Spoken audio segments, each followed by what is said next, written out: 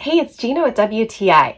I want to introduce you to my new secret weapon in the kitchen. I love using vinegar when I cook, but I had never tried a pomegranate infused balsamic before. I can't believe how many dishes taste better when I add this Ellora Farms pomegranate infused balsamic vinegar to them. Whether I add it to a vegetable dish, use it as salad dressing, or over a meat dish, I've even made cocktails with it. I know that sounds bizarre, but it really tastes so good. To me, there's nothing better than getting that fresh loaf out of the oven and then dipping it into just a scrumptious vinegar.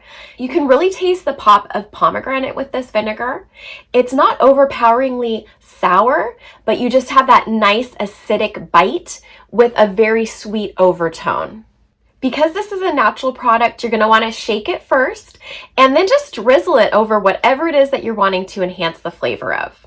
If you've never tried a quality balsamic vinegar on different dishes, I highly recommend that you try this one out. You're going to be so delighted with just the burst of flavor that you get and how it makes everything else taste better. And that's my point of view.